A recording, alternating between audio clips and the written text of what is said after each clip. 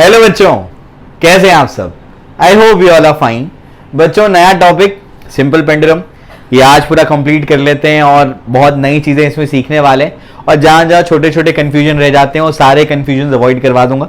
जो बुक में एग्जाम्पल्स दिए हुए हैं वो भी बच्चों को उसमें कन्फ्यूजन होता है, कहाँ गेन हो रहा है, कहाँ लूज कर रहा है टाइम, वो भी समझा दूंगा। और कुछ एक्स्ट्रा पार्ट भी बताऊंगा। जनरल फॉर्मूला, ये जो भी आपकी टेक्स्ट बुक में दिया हुआ है, ये फॉर्मूला स्पेसिफिक है। जो आपका लेंथ होता है वो बहुत ही कम है as compare to radius of the earth. तो जो आपका सिंपल पेंडुलम है, यहाँ पर स्पेशल केस आपके केस में आपकी बुक में डिस्कस किया है। मैं जो है आपको एक जनरल केस डिस्कस करके दूंगा, जो कि मैं आखिरी में कराऊंगा। और बोर्ड्स वालों को नहीं करना है, सिर्फ एंट्रेंस वालों को करना है वो, ठीक है? क्यों करना है? क्योंकि एम्स में एक बार सवाल आ गया था, अभी एम्स तो रहा नहीं, नीट ही है। तो इस वजह से ऐसा लग रहा है कि इस साल नीट का पेपर तो थोड़ा अच्छा आएगा, क्योंकि 2019 का पेपर जो नीट का आया था वो बहुत ही ईजी था, लिटरली बहुत आसान पेपर आया था। तो ऐसा लग रहा है कि इस साल जो नीट का पेपर होगा तो वो अच्छा होगा, ठीक है? चलिए आइए मुद्दे पे। अच्छा, और एक बात, ये संडे को खत्म करा दूंगा ऑसिलेशन, तो फिक्र मत करो, ये संडे को एंड हो जाएगा और उसके बाद डिफरेंशिएशन को कंप्लीट करवा करके फिर तुम्हारा थर्मोडायनेमिक्स स्टार्ट कर दूंगा, जो केमिस्ट्री का है, ठीक है? चलो भाई आ जाओ।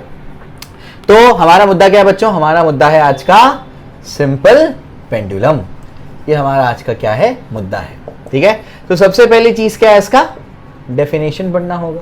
डेफिनेशन क्या है, क्या होता है सिंपल पेंडुलम? तो सिंपल पेंडुलम जो है कुछ इस तरीके से होता है। पहले मैं डायग्राम बनाता हूं, उससे आपको समझ में आ जाएगा। तो एक आपके पास ये होता है हैवी पॉइंट मास, हैवी पॉइंट मास, और ये एक होती है मासलेस स्ट्रिंग। मासलेस इसलिए क्योंकि अगर ये मास वाली स्ट्रिंग हो जाएगी तो ये रॉड वाला केस हो जाएगा। समझ में आ गया? एक रॉड ऑसिलेट कर रहा है, वो हमारी टेक्स्ट बुक में या हमारे सिलेबस में नहीं है, एनसीईआरटी में भी नहीं दिया है, वो तो एडवांस में कराते हैं सीधा, ठीक है? तो ये बेसिकली क्या है, एक मासलेस स्ट्रिंग है और एक आपके पास क्या है, हैवी पॉइंट मास, ठीक है ना? तो डेफिनेशन क्या होगा? Heavy point mass suspended, suspended मतलब लटका हुआ है, suspended by a massless inextensible, inextensible मतलब जो एक्सटेंड नहीं होती, जिसकी लेंथ नहीं बढ़ती, inextensible flexible string is called as simple pendulum. समझ आ रहा है क्या बोल रहा हूं मैं? एक हैवी पॉइंट मास को अगर आप क्या कर देंगे, एक मासलेस रस्सी से लटका देंगे, तो यही सेटअप को आप क्या कहते हैं? सिंपल पेंडुलम कहते हैं। समझ आया? क्लियर? चलो भाई, ये हो गया इसका डेफिनेशन। ये आइडियल सिंपल पेंडुलम है, रियलिटी में उसका भी कुछ ना कुछ मास होगा और ये इनफाइनाइट मास का थोड़ी होता है, ठीक है? चलो भाई, ये तो बेसिक सा आइडियल सिंपल पेंडुलम का डेफिनेशन हो गया। अब जो है मुद्दे पे आते हैं। हमको क्या करना है? हमको जो है बच्चों इसका टाइम पीरियड निकालना है, और मैंने आपको किसी भी सिस्टम का टाइम पीरियड निकालना सिखाया है। समझ आ रहा है? मैंने आपको जो एक्स्ट्रा पार्ट कराया था, स्प्रिंग मास आपका जो सिस्टम है, उसमें मैंने आपको किसी भी सिस्टम का टाइम पीरियड निकालना सिखाया। सबसे पहले क्या ढूंढना है? Mean position. दूसरा क्या करना है? एक्स डिस्टेंस, उसको क्या करना है? एक्सटेंड करना है।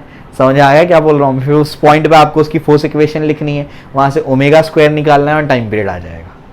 समझ आ रहा है? वो चीज़ इसलिए एंट्रेंस के बच्चों को कराया जाता है, बोर्ड्स के बच्चे नहीं करते हैं तो उनको ये चीज़ रटा दी जाती है। मैं रटाना नहीं चाहता था, पूरे स्टेप्स तुमको समझाना चाहता था।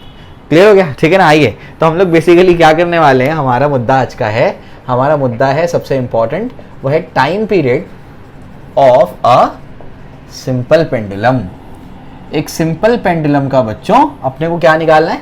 टाइम पीरियड निकालना है। कैसे निकालते हैं? बहुत आसान है, एकदम सिंपल है, बिल्कुल घबराने का नहीं। चलो भाई समझाता हूं मैं।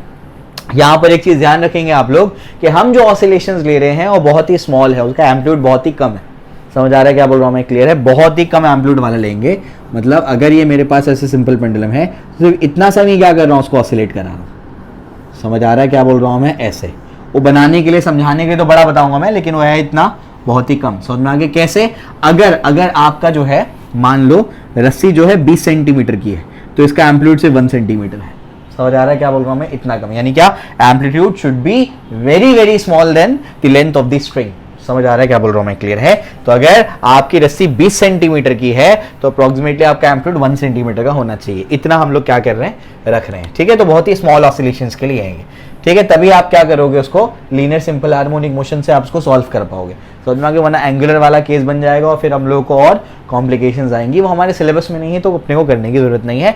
याद रखना हमने क्या लिया है, स्मॉल ऑसिलेशंस लिए हैं, समझ आ रहा है, ठीक है, स्मॉल ऑसिलेशंस कंसिडर किया है हमने, ठीक है। चलो भैया आ जाओ, तो हमारा मुद्दा क्या है, सबसे पहले हमारे पास एक सिंपल पेंडुलम है बच्चों, ये एक सिंपल पेंडुलम, इसका मास कुछ m होगा, ये स्ट्रिंग की लेंथ क्या है, l बोल दिया मैंने, समझ में आ गया, क्लियर हो गया, यहाँ तक अपने को समझ में आता है। तो सबसे पहला स्टेप क्या था, बताया था मैंने, सबसे पहला स्टेप इक्विलिब्रियम पोजीशन ढूंढना। तो इक्विलिब्रियम मतलब क्या, वो पोजीशन जहां पर नेट फोर्स 0 है, ऊपर लग रहा है टेंशन, नीचे लग रहा है mg, दोनों ने एक दूसरे को क्या कर दिए, बैलेंस कर लिए, तो ये क्या है, इसकी इक्विलिब्रियम पोजीशन, समझ आ गया। तो इक्विलिब्रियम पोजीशन में वो ऑलरेडी है, पहला स्टेप कंप्लीट हो गया, ठीक है ना। दूसरे स्टेप में क्या करना है, उसको थोड़ा सा डिस्प्लेस करो, समझ आ रहा है क्या बोल रहा हूँ मैं, क्लियर है। तो यहाँ पर क्या करेंगे आप, दूसरे स्टेप में उसको थोड़ा सा डिस्प्लेस करेंगे, डिस्प्लेस कर दिया, ये ऐसे जाएगा, ये और बहुत छोटा है वो, मैंने तुमको मैग्नीफाई करके बताया ताकि तुमको चीजें समझ में आए, ठीक है ना। यहाँ से यहाँ तक जाने में कितना एंगल कवर कर लिया, थीटा, नीचे क्या लग रहा होगा बच्चों, mg भी लग रहा होगा, ये यहाँ से यहाँ पहुंच चुका है, इस इंस्टेंट पे बात कर रहा हूं मैं, कितना आप उसको वहां तक लेके गए, x लेके गए, कितना लेके गए, x डिस्टेंस वहां तक लेके गए, ये बहुत छोटा है, तो एक आर्क जो होता है उसका बहुत छोटा सा पार्ट क्या होता है, स्ट्रेट लाइन होता है, तो वो ऑलमोस्ट स्ट्रेट लाइन है, वो बड़ा करके बता रहा हूं तो तुमको ऐसे लग रहा है, ठीक है। चलो ये भी अपने को समझ में आ रहा है। अब यहाँ mg लग रहा है और इसके यहाँ पर क्या लग रहा है, टेंशन लग रहा है, mg के दो कंपोनेंट अपन कर देंगे जैसे टेक्स्ट बुक में दिया हुआ है, ठीक है ना, क्लियर हो गया।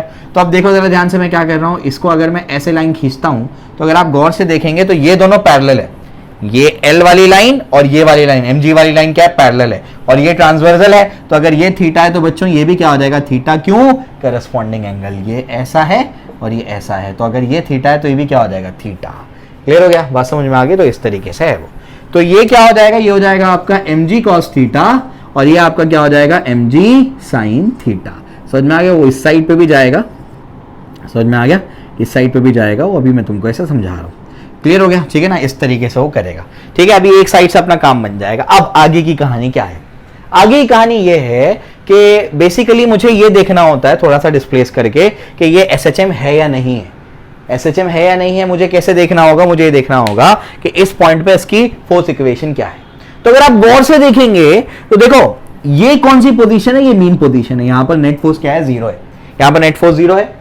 वो फोर्स जो पार्टिकल को मीन की तरफ हमेशा लेकर के जाता है, उस फोर्स को क्या बोलते हैं, रिस्टोरिंग फोर्स। बिल्कुल शुरुआत में बताया था मैंने कि रिस्टोरिंग फोर्स का डायरेक्शन हमेशा क्या होगा, always towards the mean position. तो मीन पोजीशन की तरफ कौन सा फोर्स है, mg sin थीटा। मैं कहूंगा Fr इज इक्वल टू क्या होगा, माइनस mg sin थीटा। बोलेंगे सर ये माइनस क्यों लग गया, माइनस इसीलिए लग गया क्योंकि अगर आप गौर से देखेंगे कि यहां पर फोर्स है mg sin थीटा ये डायरेक्शन में, और थीटा क्या है, देखो साइन थीटा भी थीटा के इक्वल आएगा, तो थीटा इस डायरेक्शन में, तो फोर्स इस डायरेक्शन में, थीटा उस डायरेक्शन में, दोनों क्या अपोजिट है, तो इस वजह से मैंने क्या लिख दिया यहाँ पर माइनस। कुछ समझ आ रहा है क्या बोल रहा हूं मैं, क्लियर है, ठीक है ना, क्लियर। यहां तक तो ये समझ में आया क्यों लिखा मैंने, क्योंकि जो मीन पोजीशन की तरफ लेकर के जाएगा उस फोर्स को आप लोग क्या बोलेंगे, मीन आपका रिस्टोरिंग फोर्स बोलेंगे। समझ में आ रहा है, क्लियर है, हाँ बिल्कुल बिल्कुल समझ में आ रहा है, बहुत आसान है, क्लियर हो रहा है। अब क्या और समझने की इसको कोशिश करो। अब मैं क्या कर रहा हूं, बट ध्यान से देखना, इसको 1 दे देना। Sine theta is approximately equal to theta when theta is small. समझ में आ गया, हर किताब में मिलेगा आपको, थीटा रेडियन में होना चाहिए, हर किताब में मिलेगा कि sine theta approximately equal to क्या होता है, थीटा होता है जब थीटा बहुत ही छोटा होता है। तो क्यों होता है ऐसा, समझे, ये बेसिकली 10 डिग्री से कम के लिए होता है, लेकिन मैं थोड़ा सा समझाने के लिए मैं आपको बताता हूं कि ये आता कैसे है, समझने की कोशिश करो। ये साइन 30 में लेता हूं, अप्रोक्सीमेटली आएगा वो बराबर से, साइन 30 कितना होता है, हाफ होता है, y/6 मतलब 30 हुआ, 30 मतलब क्या होता है, हाफ, हाफ मतलब क्या होता है, 0.5, हाफ का मतलब 0.5 होता है। अब जरा समझने की कोशिश करो, पाई का मतलब क्या होता है, पाई का मतलब होता है 3.14। समझ में आ गया, 6 से काटो, 6 1 6 6 0 0 पॉइंट, यहाँ 3 आएगा, 6 5 30। को समझ आ रहा है क्या बोल रहा हूँ मैं, क्लियर है। उसके बाद क्या होगा, 1 6 2 12, तो sine of 0.52 is approximately equal to 0.5। कुछ समझ आ रहा है क्या बोल रहा हूँ, मतलब क्या, यहाँ पर देखो जो है यहाँ पर भी ऑलमोस्ट वही आ रहा है। कुछ समझ आ रहा है, जब थीटा रेडियन में होता है तो sine theta is approximately equal to theta. सब इसको रटा देते हैं, कोई ये समझाता नहीं है। समझ में आ गई बात, क्लियर, इसको याद कर लेना, समझे, क्लियर हो गया। तो ये जो चीज है ऐसे याद रखना कि जब क्या होता है, थीटा बहुत ही छोटा होता है, तो sine theta is approximately equal to theta. ये ज्यादा बेटर कब काम करता है, जब 10 डिग्री से कम होगा थीटा, तब ज्यादा बेटर वे में काम करता है। ठीक है, तो देयरफॉर ये अपने को समझ में आ रहा है। अब देखो ध्यान से, therefore F R is equal to minus M G, और ये क्या हो जाएगा, थीटा, क्योंकि sine theta is approximately equal to क्या हो गया, theta when theta is small. ठीक है ना, ये अपने को समझ में आ रहा है। नाउ क्या, देखो ध्यान से, अब क्या होगा समझने की कोशिश करो।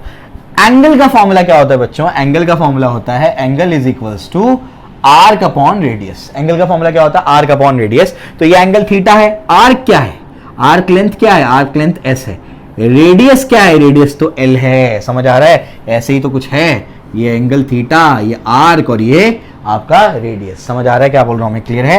तो ये हो जाएगा therefore F R is equals to minus M G, theta क्या हो जाएगा, एक्स अपॉन एल हो जाएगा।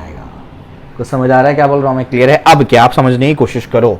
देयरफॉर क्या हो जाएगा, F R is equals to minus M G upon L, और ये x हो जाएगा, m constant, g constant, l constant. समझ में आ गया। यहां से मैं एक और चीज लिख सकता हूं, देयरफॉर क्या हो जाएगा, रिस्टोरिंग फोर्स ही नेट फोर्स है, वो इसको वहां पर लेकर के जा रहा है, ये दोनों तो एक दूसरे को बैलेंस कर रहे हैं। समझ में आ गया। तो ma क्या हो जाएगा, ma यहाँ पर नेट फोर्स की जगह क्या हो जाएगा, ma हो जाएगा minus M G upon L, और ये हो जाएगा x, m और m कैंसिल, तो a इज इक्वल टू क्या होगा, minus G by L into x.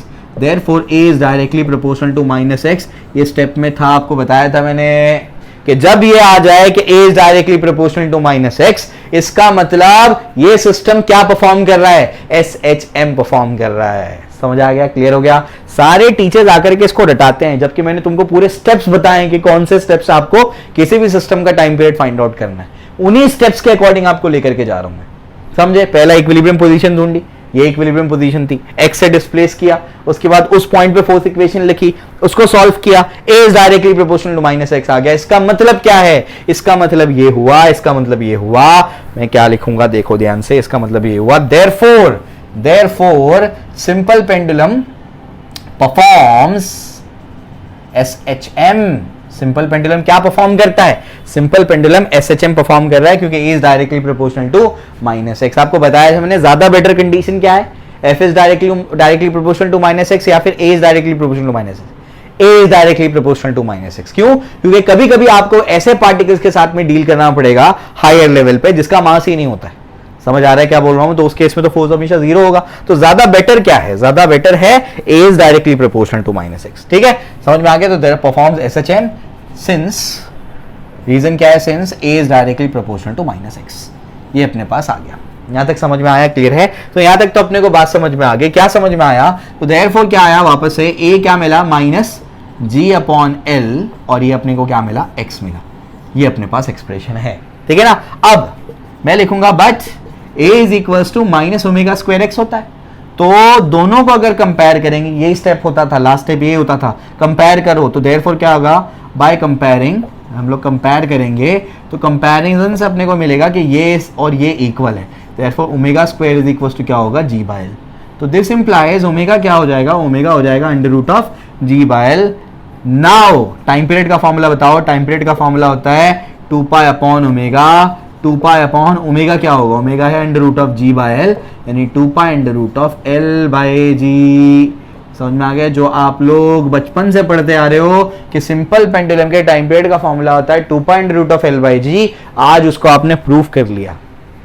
आप प्रूफ नहीं देखते अब तक, आप आज आकर के इसका प्रूफ देखते हैं कि अच्छा ऐसे प्रूफ होता है क्या, ये टूटी चारपाई लोटा बटे ग्लास बताया था मैंने, है ना। तो ऐसे इसको क्या करते हैं, प्रूफ करते हैं। ठीक है, क्लियर हो गया। तो ये मैंने आपको प्रूफ करके बता दिया। बुक में वो क्या किया है, T is equal to 2 pi upon under root of क्या है, एक्सेलरेशन पर यूनिट डिस्प्लेसमेंट की जरूरत ही नहीं है, कोई जरूरत नहीं है, इससे डायरेक्टली आ रहा था। डेरिवेशन करो, पूरे आपको मार्क्स मिलेंगे, आप बिल्कुल फिक्र नहीं करने का। समझ में आ गया। अननेसेसरी एक स्टेप बढ़ाया उसने, एक स्टेप बढ़ाने की जरूरत ही नहीं है, हम ऐसे ही कंपेयर करके निकाल लेंगे ओमेगा स्क्वायर क्या और टाइम पीरियड का फॉर्मूला लिख के आ जाएगा। समझ में आ गया। तो जो जो स्टेप्स तुमको बताए थे मैंने, वो सारे स्टेप्स को मैंने यहाँ पर अप्लाई किए। मीन पोजीशन ढूंढी, एक्स से डिस्प्लेस किया, फोर्स इक्वेशन लिखा, प्रूफ किया एसएचएम है, उसके बाद A is equal to minus omega square से कंपेयर करके ओमेगा निकाला और टाइम पीरियड के फॉर्मूले में पुट कर दिया, आ गया टाइम पीरियड। समझ आया, क्लियर हो गया। तो ऐसे क्या करना है, इसको सॉल्व करना है। तो ये अपन ने क्या कर दिया, time period of simple pendulum निकाल लिया। यहां पर याद रखना है ये फॉर्मूला अधूरा है। ये फॉर्मूला सिर्फ तब लगेगा जब length of the simple pendulum is very small as compare to the radius of the earth. समझ में आ गया, क्लियर है। एक स्पेसिफिक केस है, मैं एक जनरल केस कराऊंगा आखिर में, जो बोर्ड के बच्चों को नहीं करना है, सिर्फ एंट्रेंस के बच्चों को करना है वो। ठीक है, क्लियर हो गया। तो आई होप मैंने ये पूरी तरीके से आपको क्लियर कर दिया कि टाइम पीरियड निकालते कैसे हैं। क्लियर हो गया, ठीक है। अब मैं आपको इसके क्या करूंगा, लॉज बता दूंगा कि टाइम पीरियड के जो है बेसिकली ये लॉज ऑफ सिंपल पेंडुलम क्या है टाइम पीरियड से रिलेटेड, और सेकेंड्स पेंडुलम क्या होता है। उसके बाद मैं आपको कुछ क्वेश्चंस करा दूंगा जो टेक्स्ट बुक में है, और एक्स्ट्रा पार्ट करा दूंगा जो आपको रिक्वायर्ड होगा। ठीक है, चलो भाई, ये भी मैंने आपको समझा दिया। आइए आगे बढ़ते हैं। आगे क्या है इसके बाद, अभी अब तो फॉर्मूला आप लोग याद कर लीजिए, पक्के तौर पे याद कर लीजिए। ठीक है, here L is very very less then radius of the अर्थ। याद रखेंगे आप लोग ये L जो है जो रेडियस ऑफ द अर्थ से बहुत ही छोटा है। ठीक है, अब इसके बाद आप लोग हेडिंग लगाएंगे, वो आएगा आपका लॉज ऑफ सिंपल पेंडुलम। समझ आ रहा है क्या बोल रहा हूं मैं, क्या आएगा, laws of simple pendulum. Simple pendulum के लॉज क्या हैं, समझ में आ गया, कौन कौन से नियम हैं। एकदम लल्लू है, एकदम लल्लू, बिल्कुल आसान है, सिर्फ फॉर्मूला याद रखना है। ठीक है ना। टाइम पीरियड लेंथ पे कैसे डिपेंड कर रहा है, directly proportional to square root of length. पहला लॉ वही है, T is time period is directly proportional to square root of length of the simple pendulum या length of the string, provided other quantities are constant. समझ में आ गया, यहां पर 2π एंड g आर कांस्टेंट। समझ में आ गया, 2π तो कांस्टेंट है, g भी कांस्टेंट है। सेकंड, टाइम पीरियड है, बाकी चीजों को कांस्टेंट कर दो, inversely proportional to square root of g। समझ में आ गया, provided 2π and l are constant. समझ में आ गया, क्लियर है। तीसरा, क्या इसमें कहीं मास आ रहा है, क्या इसमें कहीं मास आ रहा है, तो आंसर है नहीं आ रहा है। समझे क्या बोल रहा हूं मैं, क्लियर है। मतलब क्या हुआ, मतलब ये हुआ कि अगर आपके पास वॉल्टर लुइन MIT के एक प्रोफेसर है, मतलब मेरे फेवरेट प्रोफेसर हैं वॉल्टर लुइन, वो रिटायर हो चुके हैं अभी MIT से, जो अमेरिकन यूनिवर्सिटी है। उन्होंने एक लाइव क्लासरूम में एक्सपेरिमेंट नहीं करके बताया था। ये तो पेंडुलम उन्होंने लिया, बड़ा सा पेंडुलम, उसको ऑसिलेट करवाया, उसके टाइम पीरियड निकाल लिया उन्होंने, इतना इतना टाइम पीरियड है। फिर पेंडुलम पे वो खुद बैठ जाते हैं खुद पेंडुलम पे बैठते हैं और पूरा उसको ऑसिलेट कराते हैं, टाइम पीरियड नहीं बदलता है। समझ में आ गया। बैठने से क्या हुआ, पहले से बॉब का मास था, जब वो बड़े से पेंडुलम पे बैठ गए, बड़े से बॉब पे बैठ गए, तो मास तो बढ़ गया। अब मास बढ़ने से टाइम पीरियड पे क्या इफेक्ट होता है, कोई इफेक्ट नहीं होता। जाकर के देख सकते हो, सर्च कर देना। ठीक है, time period simple pendulum experiment by Walter Lewin, तो आपको मिलेगा। वो बड़ा इंटरेस्टिंग एक्सपेरिमेंट है, बड़ा मजेदार है। ठीक है ना, चलो भाई, तो ये हो गया। उसके बाद क्या, टाइम पीरियड जो है मास ऑफ द बॉब पे डिपेंड नहीं करता, तो T is independent of mass of the Bob. समझ में आ गया। देखो मास दिख ही नहीं रहा तो इंडिपेंडेंट हो गया। चौथा लॉ होता है एम्पलीट्यूड पे डिपेंड कर रहा है, क्या एम्पलीट्यूड दिख रहा है फॉर्मूले में, नहीं दिख रहा, तो हम लोग बोलेंगे time period is independent of amplitude of the SHM। समझ में आ गया। हमने स्मॉल ऑसिलेशंस के लिए क्या माना है, SHM माना है, तो एम्पलीट्यूड पे भी वो डिपेंड नहीं करता। एम्पलीट्यूड क्यों नहीं डिपेंड करता, ये बताया था आपको मैंने। हर पॉइंट पे वेलोसिटी डबल हो जाती है, क्लियर है। पिछले लेक्चर्स देखो जाकर के, ठीक है, हर लेक्चर लिंक्ड होता है मेरा। ठीक है, तो ये लॉज ऑफ सिंपल पेंडुलम में ये भाई 2 मार्क्स के लिए आते हैं, समझे। कभी कभी ये एक लॉ पूछ लेगा, law of length of simple pendulum. क्या बोलोगे, बोलो भाई, time period of simple pendulum is directly proportional to square root of length provided that the other quantities are constant. 1 mark मिल गया। समझ आ रहा है क्या बोल रहा हूं मैं। ये क्या है, लॉ ऑफ लेंथ, ये क्या है, law of acceleration due to gravity, law of mass, law of isochronous. समझ में आ गया, सेम टाइम पीरियड का law of mass, law of isochronous. समझ में आ गया, क्लियर है। तो ये इसके नाम है, नाम भी तुमको बता दिए मैंने। ठीक है, ये भी हो गया, ये भी तुमको करा दिया मैंने। इसके बाद अभी तुमको कराना है मुझे सेकंड्स पेंडुलम। क्या कराना है, सेकंड्स पेंडुलम। ये सेकंड्स पेंडुलम क्या भला है, आइए देखते हैं। इंपॉर्टेंट है, याद रखना, ये इसके ऊपर सवाल आते हैं। सेकंड्स पेंडुलम, सेकंड्स पेंडुलम एक ऐसा पेंडुलम होता है जिसका टाइम पीरियड 2 सेकंड होता है, उसको सेकंड्स पेंडुलम बोलते हैं। समझ में आ गया, क्लियर है। टाइम पीरियड, अ पेंडुलम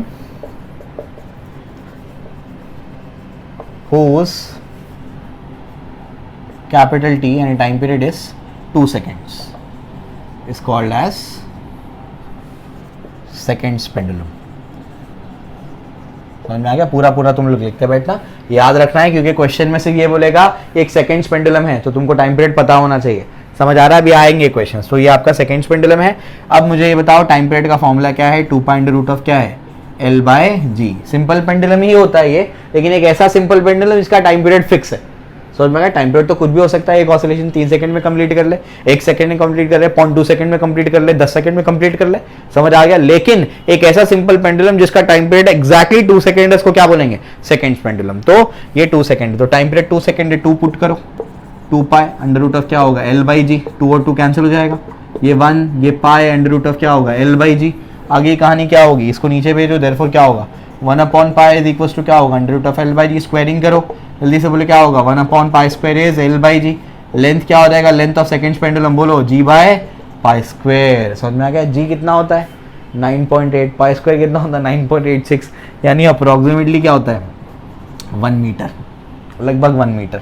समझ में आ गया, क्लियर है। चलो भैया, और 1 से थोड़ा सा कम होता है, एक्चुअली क्या होता है 1 से थोड़ा सा कम होता है, समझे, लेकिन लगभग क्या होता है 1 मीटर होता है। क्लियर हो गया। तो याद रखना, ऑप्शन में कहीं अगर आपको दिखे तो 1 से बड़ा अप्रोक्सीमेटली 1 मीटर है, लेकिन 1 से बड़ा या 1 से छोटा, स्लाइटली ग्रेटर देन 1 और स्लाइटली लेस देन 1, तो क्या बोलोगे, स्लाइटली लेस देन 1, 1 से थोड़ा सा छोटा होता है।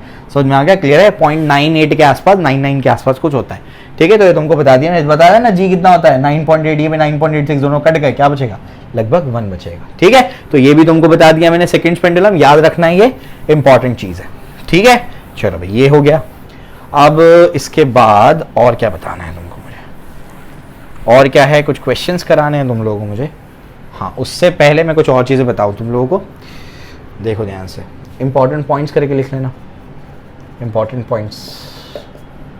सबसे पहले T is equal to 2 pi root of L by G, ठीक है, applicable only when L is very very less than RE, radius of earth से लेंथ ऑफ सिंपल पेंडुलम क्या है, बहुत ही छोटा है, तभी एप्लीकेबल है। समझ में आ गया, ठीक है। And for small oscillations only, समझ में आ गया, हमने क्या माना है, स्मॉल ऑसिलेशंस माने हैं।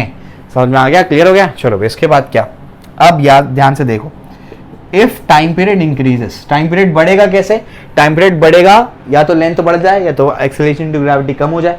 देखो ना, ऐसे दिख रहा है आपको, है ना। लेंथ कैसे बढ़ सकता है, लेंथ के ऊपर बात कर लेते हैं। समर आ गया तो क्या हो गया, गर्मी आ गई, गर्मी में क्या होता है, एक्सपांशन होता है, एक्सपांशन की वजह से क्या हो गया, आपके जो पेंडुलम है, पेंडुलम का जो स्ट्रिंग है उसकी लेंथ क्या हो गई, बढ़ गई। समझ आ रहा है क्या बोल रहा हूँ मैं, क्लियर। तो ऐसा हो सकता है। ठंडी आ गई, लेंथ कम हो जाएगी, कॉन्ट्रैक्शन होता है ना ठंडी में, तो लेंथ कम हो जाएगी, तो ऐसा हो सकता है, ठीक है।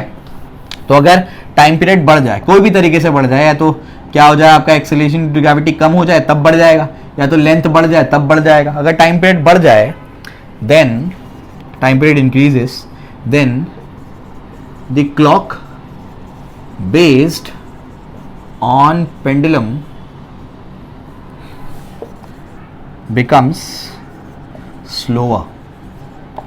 समझ आ रहा है क्या बोल रहा हूं मैं, कि जब टाइम पीरियड बढ़ जाएगा, अब ये थोड़ा समझा दूं मैं, आजकल की जो क्लॉक है वो पेंडुलम क्लॉक की बात नहीं कर रहा हूं मैं, कुछ ऐसी क्लॉक्स होती थी पुराने जमाने में जो पेंडुलम से ही चलती थी, जैसे जैसे टिक टिक टिक करता था वैसे वैसे क्या होता था, घड़ी का गियर चेंज होता था। समझ आ रहा है क्या बोल रहा हूं मैं, क्लियर है। तो उस जमाने के क्लॉक्स की बात कर रही है, समझ आया, ठीक है ना। तो अगर क्या हो जाएगा, पेंडुलम का लेंथ क्या हो जाएगा, अगर बढ़ जाएगा, मान लो, तो लेंथ बढ़ेगा तो टाइम पीरियड बढ़ेगा। अगर टाइम पीरियड बढ़ जाएगा, टाइम पीरियड बढ़ गया मतलब क्या, अगर कोई आपके पास पेंडुलम है, वो 2 सेकंड में क्या कर रहा था, एक ऑसिलेशन कंप्लीट कर रहा था। टाइम पीरियड बढ़ने का मतलब अब वो 3 सेकंड में मान लो क्या कर रहा है, ऑसिलेशन कंप्लीट कर रहा है। मतलब टाइम पीरियड बढ़ने का मतलब वो स्लो हो गया। टाइम पीरियड बढ़ने का मतलब क्या हो गया, वो स्लो हो गया। स्लो हो गया, अगर वो स्लो हो गया तो घड़ी जो ऐसे ऐसे ऐसे चल रही थी, अब वो ऐसे चलना शुरू कर देगी। समझ आ रहा है क्या बोल रहा हूं मैं, टाइम पीरियड बढ़ने का मतलब, टाइम बढ़ गया मतलब घड़ी स्लो हो गई। समझ आ गया, ये क्लियर रखो बिल्कुल। Time period increases and clock based on pendulum becomes slower. समझ आ गया। और टाइम पीरियड क्या हो जाएगा, टाइम पीरियड घट जाएगा। टाइम पीरियड घट जाएगा मतलब क्या, अगर 2 सेकंड में एक ऑसिलेशन कंप्लीट होता था, टाइम पीरियड घट गया, 1 सेकंड में हो रहा है, मतलब क्या हो गया, फास्ट हो गया ये। अगर ये फास्ट हो गया तो घड़ी जो ऐसे चलती थी वो ऐसे ऐसे ऐसे ऐसे ऐसे ऐसे चलना शुरू कर देगी। बात समझ में आ रही क्या बोल रहा हूं मैं, क्लियर है। तो ये चीज आपको याद रखनी है। इसका एक टेक्निकल टर्म है जो आपको याद रखना है कि जब भी क्या होता है, इसको TISL से याद रखो। टाइम पीरियड इंक्रीज होगा तो घड़ी स्लो होगी, और इसको बोलेंगे loss in time, time loses, या लॉस इन टाइम, क्या बोलेंगे इसको, लॉस इन टाइम। समझ में आ गया, the clock loses the time. समझ में आ गया, क्लॉक क्या कर रहा है, टाइम को लूज कर देगा। समझ में आ गया, क्लियर है, ठीक है ना। मैं इसको अभी बताता हूं, TISL, इसको याद रखने का ट्रिक बता रहा हूं, कंफ्यूजन होता है इसके अंदर, ठीक है, मैं इसलिए एक ट्रिक बता रहा हूं। TISL इसको याद रखने का ऐसे, Tata institute of social science होता है, तो मैंने एक नया इंस्टीट्यूट बना दिया, सोशल लैंग्वेज। समझ आ रहा है क्या बोल रहा हूं मैं, क्लियर है? Tata institute of social language, तो TISL, Tata institute of social language, यानी टाइम पीरियड आई से इंक्रीज होगा तो घड़ी स्लो हो जाएगी और वो टाइम लूज कर जाएगा, एल से मतलब लूज कर गया। ये सब आता है क्वेश्चंस में, ऐसे घुमा करके क्वेश्चन दे देगा कि टाइम लूज कर गया, तुमको समझ ही नहीं आएगा फिर क्या हो रहा है। टाइम लूज कर गया मतलब क्या, टाइम पीरियड इंक्रीज हो गया, घड़ी स्लो हो गई। समझ आया, क्लियर है? चलो भाई उल्टा वाला केस करते हैं। If time period decreases, time period कम हो गया मतलब घड़ी फास्ट हो गई है ना, then the clock based on pendulum, clock जो है जो पेंडुलम पर बेस्ड है बिकम्स फास्टर। समझ में आ गया? क्लॉक क्या हो जाएगी, फास्टर हो जाएगी। इसको कहते हैं टाइम गेन करना, the clock gains the time. समझ में आ गया? ठीक है, क्लॉक गेन द टाइम। इसको कैसे याद रखेंगे, टाइम पीरियड डिक्रीज होगा तो ये फास्ट हो जाएगा और गेन करेगा। समझ में आ गया? इसको एक बहुत पहले कार्टून आता था, मुझे पता नहीं तुम लोगों को पता है कि नहीं, उसको कहते थे वो ड्रैगन बॉल जी। क्या बोलते थे? ड्रैगन बॉल जी। तो ड्रैगन बॉल जी में जो मेन लीड था वो था गोकू। कौन था? गोकू। तो अभी तुमको पता नहीं पता, मुझे नहीं पता, वो बहुत पुराना कार्टून है, बहुत पुराना है, मैं भी उसको बचपन में देखता था, तो उसके हिसाब से मैं बताता हूं बच्चों को, दी ड्रैगन ऑफ गोकू। समझ में आ गया? ठीक है, तो याद कैसे रखने का, दी ड्रैगन ऑफ में ओ कुछ नहीं है, एफ है, दी ड्रैगन ऑफ गोकू। समझ में आ गया? क्लियर है? बड़ा जबरदस्त कार्टून था, दी ड्रैगन ऑफ गोकू। ठीक है ना, क्लियर हो गया? तो ये जो चीज है आपका, इससे आपको याद रखा कि टाइम पीरियड डिक्रीज होगा तो घड़ी फास्ट हो जाएगी और टाइम वो गेन कर लेगी। समझ में आ गया? तो ये टेक्निकल टर्म्स आपको याद रखने हैं। ठीक है, क्लियर हो गया? तो जब स्लो हो जाएगा तो टाइम लूज करेगा और जब फास्ट होगा तो टाइम गेन करेगा। क्लियर है? तो दो चीजें आपको याद करा दी मैंने, बहुत इंपॉर्टेंट है। इसके ऊपर जो सवाल आएगा उसमें तुम डेफिनेटली फंसोगे। जब भी मैं किसी टीचर का इंटरव्यू लेता हूं, कई इंस्टीट्यूट्स में हेड रह चुका हूं मैं, कई सारे टीचर्स को हायर कर चुका हूं, बहुत सारे टीचर्स को ट्रेन कर चुका हूं मैं, तो उसमें जब भी मैं किसी टीचर का इंटरव्यू लेता हूं और वो अगर ऑसिलेशन स्टार्ट करता है, ये सवाल मैं पूछता ही हूं उससे। ये अगर टीचर ने बच्चे को याद करा दिया, समझा दिया, मतलब उसने मेहनत की हुई है। समझे? ठीक है ना? तो ये जो है, ये बेसिकली हमारे पास क्या है, ये दो चीजें हैं, इसको आपको याद रखना है, इसमें बच्चा फंसता ही है। तो TISL, Tata institute of social language, और दूसरा दी ड्रैगन ऑफ गोकू। समझ में आ गया? टाइम पीरियड डिक्रीज होगा, घड़ी फास्ट होगी और वो गेन कर लेगा। TISL, टाइम पीरियड इंक्रीज होगा, घड़ी स्लो हो जाएगी और वो क्या हो जाएगा, टाइम लूज करेगा। समझ में आ गया? तो लूज गेन का मतलब तुमको इसी में पूरा मैंने क्या कर दिया, सम अप करके दे दिया। ठीक है, क्लियर हो गया? तो ये भी तुमको समझा दिया मैंने, इसको याद रखना। अभी मैं क्वेश्चंस पे तुमको लेकर के चल रहा हूं। सिंपल पेंडुलम, कॉनिकल पेंडुलम में डिस्टिंक्शन दिया हुआ है, मुझे नहीं लगता कि इतना बेसिक चीज अब तुमको बताना पड़ेगा, तुम रीड कर सकते हो। कोई पॉइंट नहीं समझेगा तो मुझे बता देना। ठीक है, चलो भैया आ जाओ, सवाल करते हैं। कुछ क्वेश्चन दिए हैं बुक में, वो करा देता हूं मैं। तो यहां पर क्या है, एग्जाम्पल 5.10। ठीक है, इसको 5.10 रीड करेंगे। आप बोलेंगे 10 रीड करना चाहिए। मेरे हिसाब से सिर्फ जो नंबर होते हैं ना, सिर्फ नंबर है, खालिस नंबर है, तो उसको 5.10 रीड करेंगे। ये कुछ इंडिकेट कर रहा है, ये आपको बता रहा है कि ये आपके 5वें चैप्टर का 10वां प्रॉब्लम है, तो उसको 5.10 रीड करना चाहिए। ठीक है ना? चलो भाई, तो आपका जो एग्जाम्पल है ये क्या कहता है, the period of oscillations of a simple pendulum increases by 10%। ये इंपॉर्टेंट है, बाय मतलब पुराने वाले में ऐड होगा, 2 बोला मतलब वो फाइनल वैल्यू है। याद कर लेना इसको, क्या बोल रहा हूं मैं, बाय जब आएगा मतलब पुराने वाले में ऐड करके लिखना है। 2 आ जाएगा मतलब फाइनल वैल्यू है, 2 आ जाएगा मतलब क्या है, फाइनल वैल्यू है। याद कर लेना इसको। ठीक है, बाय मतलब क्या, पुराने वाले में ऐड करके लिखना है, और 2 आ जाएगा मतलब ये उसकी फाइनल वैल्यू है। The period of oscillation of a simple pendulum increases by, मतलब जो अभी जो टाइम पीरियड हो गया वो क्या हो गया, बाय 10%, मतलब पुराने वाले का में 10% और क्या हो गया, इंक्रीज हो गया। ऐसे लिखा जाता है। समझ आ रहा है क्या बोल रहा हूं मैं? क्लियर है? 2 बोलता तो T1 ऐड नहीं करते, सीधा ये बोल देते आप लोग। समझ में आ गया? डिफरेंस समझ में आ रहा है? ठीक है, when length is increase by 21 centimetre, ये L2 क्या हो गया है, बाय आया ना, मतलब पुराने वाले में 21 सेंटीमीटर बढ़ा दिया और, ठीक है ना, क्लियर है। Find the it's initial length and initial period, आपको इनिशियल लेंथ निकालना है, मतलब आपको L1 निकालना है और T1 निकालना है, दो चीजें निकालनी है, इनिशियल लेंथ और इनिशियल पीरियड, ठीक है ना। आप कैसे निकालेंगे, आओ पहले तो इसको सॉल्व करना पड़ेगा। आओ कैसे सॉल्व करेंगे, देखो इसको कैसे सॉल्व करेंगे, T2 वाले को, T2 इज इक्वल टू क्या होगा, T1 प्लस 10 अपॉन 100, है ना, परसेंटेज मतलब डिनोमिनेटर में 100 इंटू क्या हो जाएगा T1, 0 0 कैंसिल हो जाएगा, 10 T1 प्लस T1, समझ आ रहा है क्या बोल रहा हूँ मैं, ये क्या आ जाएगा, ये आपके पास आ जाएगा 1 अपॉन 10 इंटू T1, 10 उधर जाएगा तो 11 T1 अपॉन 10, ये आपके पास T2 आ गया। This implies T2 upon T1 क्या आ जाएगा, 11 अपॉन 10 आ जाएगा। समझ में आया, क्लियर है। चलो ये अपने को समझ में आता है। इसके बाद इसको समझने की कोशिश करो।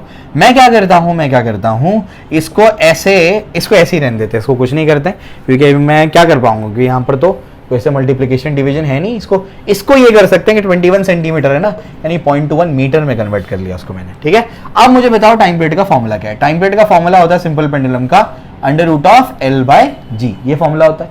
2π यहाँ पर कांस्टेंट है, G भी यहाँ पर कांस्टेंट है, वो तो चेंज नहीं हो रहा है। इसका मतलब यहाँ पर सिर्फ क्या होगा, हियर फॉर्मूला लिखना आप लोग 2π√L/G, हियर क्या लिखोगे, here 2π and G are constants.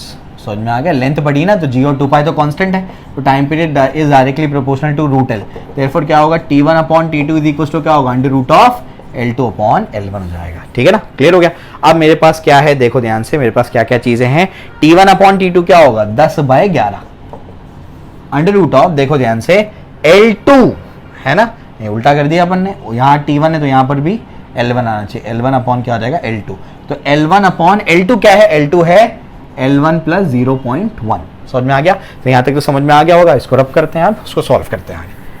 अब क्या होगा आगे क्या होने वाला है, स्क्वायरिंग कर दो तो ये आ जाएगा 100, 121, उसके बाद L1 upon L1 plus 0.21, cross multiply होगा, ये तो समझ में आ रहा होगा, 100 L1 प्लस ये कितना होगा 21, दिस इज 121 L1, ठीक है ना, क्लियर हो गया, ये अपने को समझ में आ रहा है। उसके बाद क्या हो जाएगा, ये उधर जाके क्या हो जाएगा, माइनस हो जाएगा, 121 L1 minus 100 L1 will be 21 L1, this is 21 cancel, therefore क्या हो जाएगा, L1 is equals to 1 metre हो जाएगा।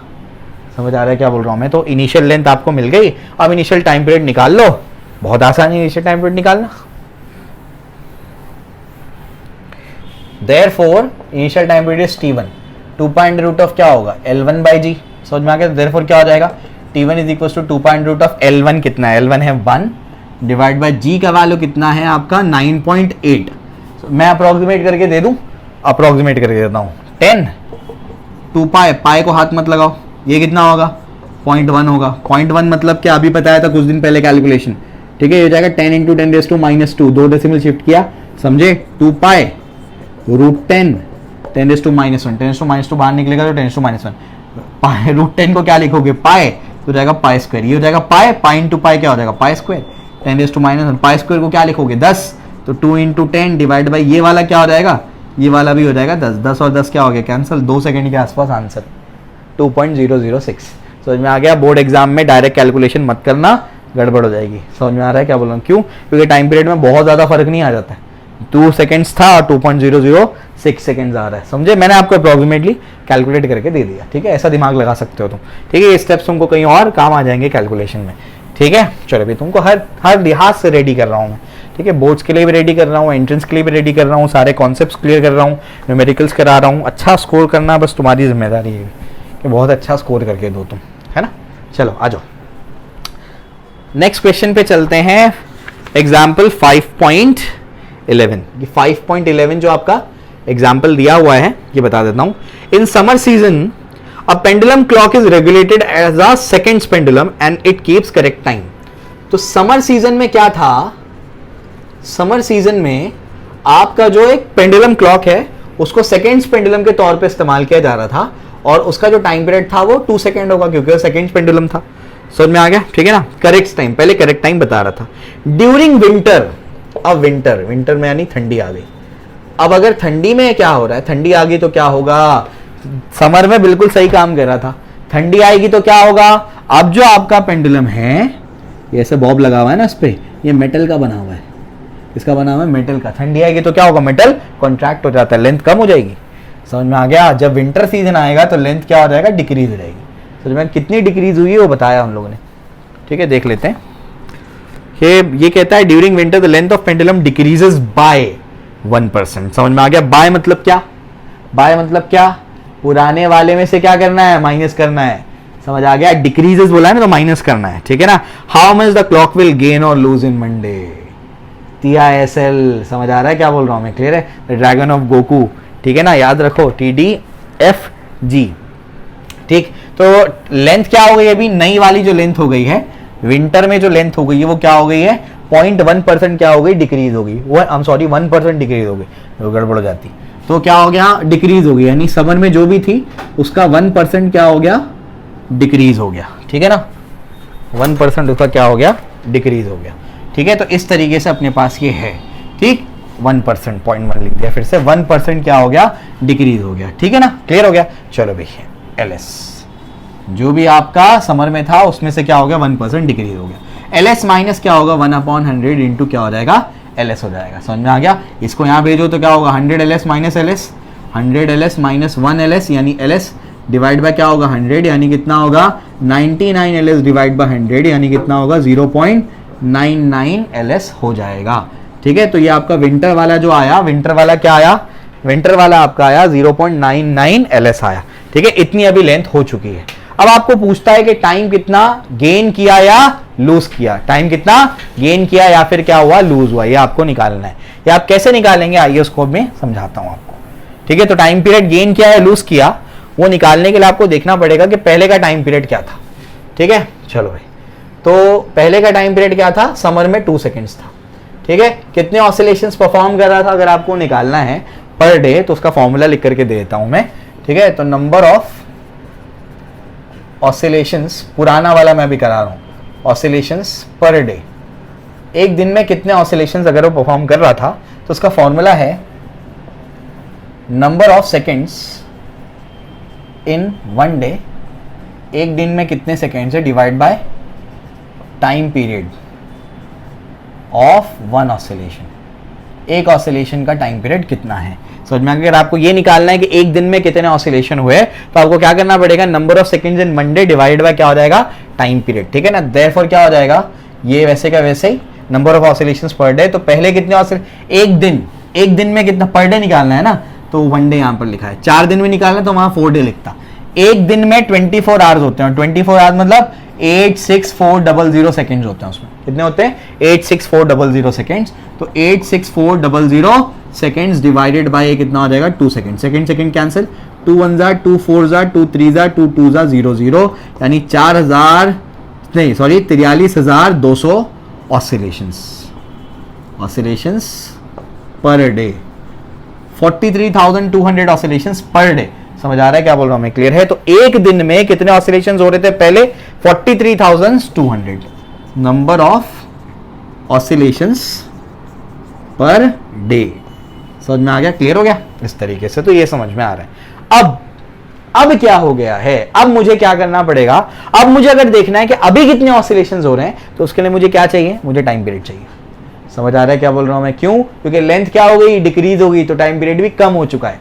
समझ आ गई। तो अभी मुझे नया वाला क्या करना पड़ेगा, टाइम पीरियड निकालना पड़ेगा। ये चीज याद रखना, 43,200 ऑसिलेशंस एक दिन में हो रहे हैं। समझ में आ गया, कब, समर में। समझे, क्लियर हो गया। तो number of oscillations in summer कितना हो रहा है, 43,200 इतने हो रहे हैं। ठीक है, अब विंटर में कितना हो रहा है वो निकालना, तो उसके लिए टाइम पीरियड चाहिए। तो टाइम पीरियड इन विंटर निकालेंगे, 2 पाई रूट ऑफ क्या होगा, L of winter divide by क्या हो जाएगा, जी हो जाएगा। समझ में आ गया, क्लियर है।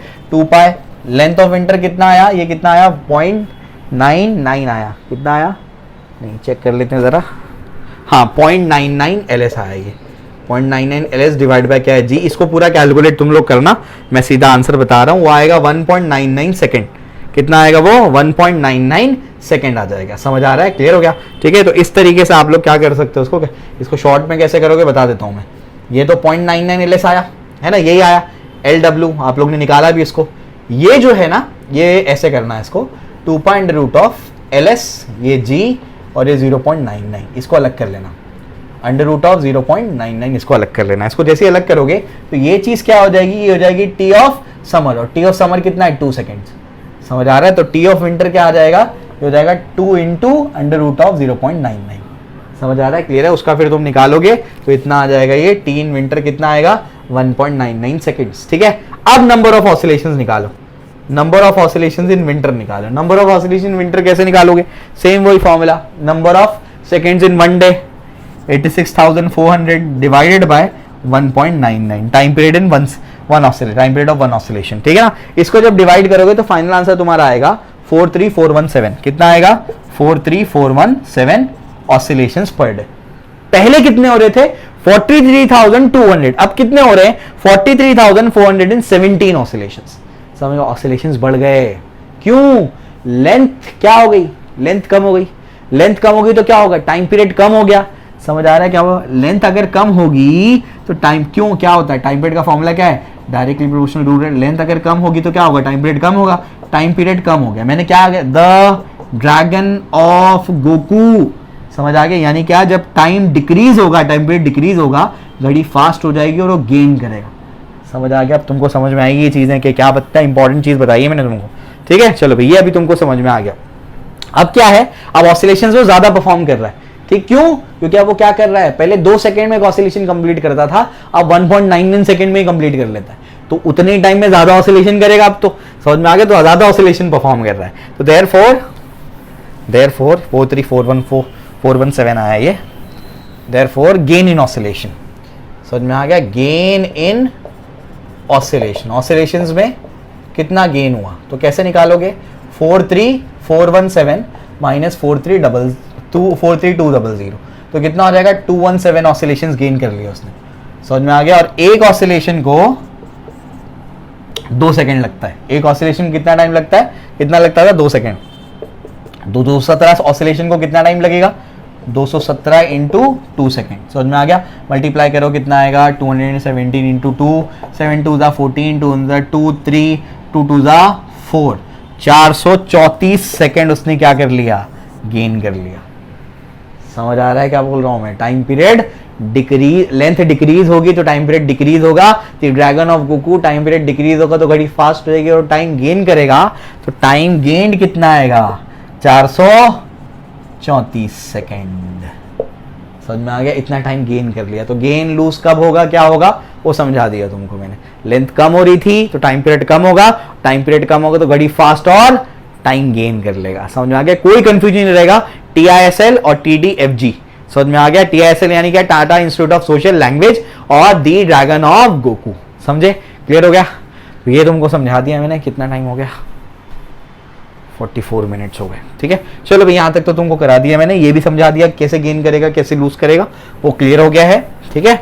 चलो इसको एक बार फिर से रिवाइंड करके देखना तो पूरा प्रॉपर्ली समझ में आ जाएगा, बच्चों को कंफ्यूजन रह जाता है इसके अंदर, लेकिन याद जो मैंने कराया है ना, इससे याद आएगा, Tata institute of social language और TDFG, ये क्या है, टाइम पीरियड इंक्रीज करेगा तो घड़ी स्लो हो जाएगी और वो टाइम लूज करेगा, टाइम पीरियड डिक्रीज करेगा, घड़ी फास्ट हो जाएगी और टाइम गेन करेगा, समझ में आ गया, क्लियर हो गया।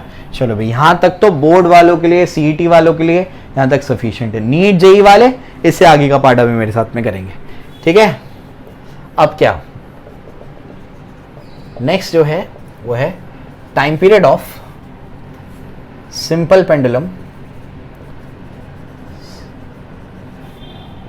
whose length is comparable to the length to the radius of earth, the radius of earth, ठीक है। टाइम पीरियड ऑफ सिंपल, वो सिंपल पेंडुलम का टाइम पीरियड जिसका जो लेंथ है वो रेडियस ऑफ द अर्थ से कंपैरेबल है, ठीक है। उनको क्या करना है, तो ऐसे मान लीजिए कि आपके पास अर्थ है, मान लीजिए कि यहाँ से आपके पास क्या है, एक बहुत ही लंबा सा क्या है आपके पास एक सिंपल पेंडुलम है, ठीक है, यानी बहुत लंबी स्ट्रिंग है। उसको आपने क्या, ये पहले मैं सेंटर से ज्वाइन कर दूँ, सेंटर से ज्वाइन कर दिया मैंने, उसको आपने यहाँ से ऐसे क्या कर दिया, डिस्प्लेस कर दिया है, ठीक है। इसको भी क्या कर दिया मैंने, सेंटर से ज्वाइन कर दिया, ये RE है, ठीक है, क्लियर हो गया। ऐसे अपन ने इसको किया हुआ है, ठीक।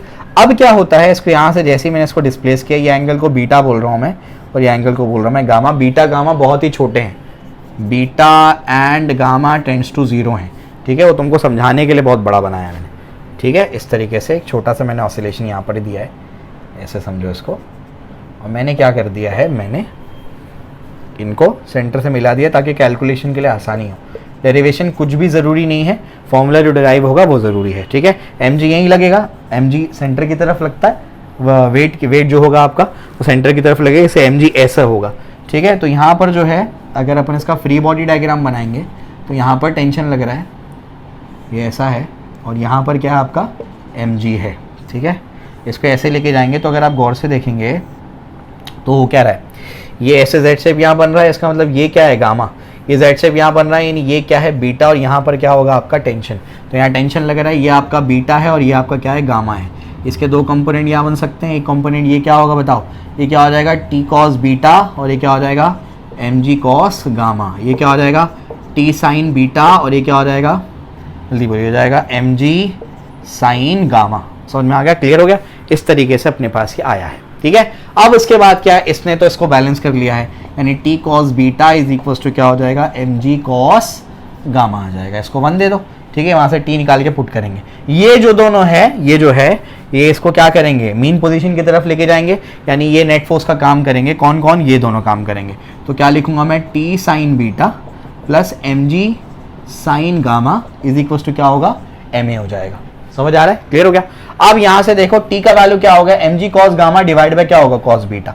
तो यहां पर मैं क्या लिख दूंगा, t की जगह पर यहां से t निकालूंगा, उसको पुट करूंगा। t क्या हो जाएगा, यहां लिख रहा हूं मैं cos mg cos gamma, mg cos gamma, उसके बाद क्या आएगा डिनोमिनेटर में क्या हो जाएगा cos beta into sine beta अपनी जगह पर, plus mg sine gamma is equals to ma हो जाएगा, ठीक है। अब इसके बाद क्या है, देखो बीटा गामा टेंडिंग टू 0 है, बिल्कुल 0, बहुत छोटे हैं। cos 0 क्या होता है, 1 होता है, तो cos गामा भी 1 होगा, cos बीटा भी 1 होगा। m सब में से काट देना, g ये दोनों 1/1 इंटू साइन बीटा क्या है, बीटा ऑलमोस्ट क्या है 0 है, बहुत छोटा है, बहुत छोटा है। तो sine theta is approximately equal to theta. समझ में आ गया, तो ये आ जाएगा बीटा प्लस ये क्या हो जाएगा g, और ये क्या हो जाएगा गामा, वही sine theta is approximately equal to theta, और ये जाएगा आपका ए, ठीक है ना। तो ये सब ऊपर का रब कर देता हूं मैं, क्या बनेगा एक्सप्रेशन बनेगा आपका g beta plus g gamma, g को बाहर ले लो ना, g बाहर ले लिया, beta plus gamma is equal to क्या हो जाएगा, a हो जाएगा, ठीक है। ये अपने को समझ में आ रहा है। अब बीटा गामा का क्या करना है वो मैं आपको समझाता हूं, देखो ध्यान से। ये लेंथ क्या है, l है, यहां से यहां तक आपने डिस्प्लेस किया था कितना, x है, ठीक है। ये x है और ये क्या है, रेडियस ऑफ द अर्थ है। समझ में आ गया, क्लियर है। अब क्या, बीटा क्या होता है, बीटा का एंगल है, आर्क अपॉन रेडियस, तो ये हो जाएगा x अपॉन क्या हो जाएगा l, प्लस गामा क्या होगा, ये आर्क अपॉन रेडियस, यानी क्या हो जाएगा, ये x अपॉन क्या हो जाएगा re, ये आएगा आपका इज इक्वल्स टू एक्सेलरेशन। समझ में आ रहा है, क्लियर है। तो देयरफॉर क्या हो जाएगा, acceleration is equals to, g को आपने वैसे ही रखा है, आप 1/l प्लस क्या होगा 1/re, और ये जाएगा आपका x। समझ आ रहा है, क्लियर है। तो अगर इसको कंपेयर करेंगे मैग्नीट्यूड से, a is equals to omega square x, तो ओमेगा स्क्वायर की जगह क्या है, ये वाला टर्म है। समझे, क्लियर हो गया। अब इसकी जरूरत नहीं है, इसको रब कर दो। डेरिवेशन की भी तुमको जरूरत नहीं है, लेकिन मुझे पूरा डिराइव कराना था। तो देयरफॉर क्या हो गया, ओमेगा स्क्वायर क्या मिला, ओमेगा स्क्वायर मिला g into 1/l plus 1/re, ठीक है ना। तो देयरफॉर टाइम पीरियड का फॉर्मूला क्या होगा, 2π/ओमेगा होता है, ओमेगा निकालना है तो अंडर रूट, तो बोल रहे से क्या होगा, ये हो जाएगा आपका जल्दी अंडर रूट ऑफ क्या हो जाएगा, अंडर रूट ऑफ हो जाएगा आपका ये यहाँ पर 1/g 1/l प्लस 1/re। समझ में आया, क्लियर है, ठीक है ना। ऊपर जाके उलट हो जाएगा, क्लियर। तो इस तरीके से मैंने आपको क्या कर दिया, ये निकाल करके दे दिया, समझे, क्लियर हो गया। तो इस तरीके से आपका क्या हो गया, ये टाइम पीरियड, ये जनरल वाला है, ये कभी भी लग जाएगा, कभी भी लग जाएगा। समझ में आ गया, यानी क्या जरूरी नहीं है लेंथ क्या हो, रेडियस ऑफ अर्थ से बहुत ही कम हो। समझ में, हमेशा क्या हो जाएगा, ये आपका लगने वाला है, क्लियर हो गया। तो इस तरीके से ये आखिरी वाला भी करा दिया तुमको मैंने। तो इसमें एक और चीज याद रखना कि जब क्या होगा, एल जो होगा बहुत ही मान लो बहुत बड़ा है, L is tending to infinity, 1/∞ 0 हो जाएगा, तो हो जाएगा re/g। समझ में आ गया, if L is tending to infinity, समझ में आ गया, तो दिस इंप्लाइज 1/∞ क्या हो जाएगा, हो जाएगा 0, ये अगर ये 0 हो गया तो ये क्या हो जाएगा, आर ई ऊपर चले जाएगा, तो जाएगा T is equal to 2 pi under root of क्या हो जाएगा आर ई बाई जी। समझ में आ गया। और इसको क्या होता है 84.6 मिनट्स, इसको याद कर लेना, समझ में आ गया, ग्रेविटेशन वगैरह में काम आता है। क्लियर हो गया, समझ में आ गया। तो एक्स्ट्रा वाला पार्ट भी करा दिया मैंने, ये जनरल फॉर्मूला है लेकिन ज्यादातर तुमको वही इस्तेमाल होने वाला है, अप्रोक्सीमेशन वाला formula 2 pi under root of L by G. समझ आया, क्लियर है। तो ये भी तुमको करा दिया मैंने, कोई पार्ट छोड़ा नहीं है, सब समझाने की कोशिश की है। फिर भी अगर कोई कंफ्यूजन है तो कमेंट सेक्शन में मुझे बताओ और उसको इंप्रूव करने की कोशिश करूंगा मैं। अगर अच्छा लगा है लेक्चर तो हमको मोटिवेट करने के लिए कमेंट करें ताकि हम और अच्छे वीडियोस आपके लिए बना पाएं। Okay, thank you, all the best.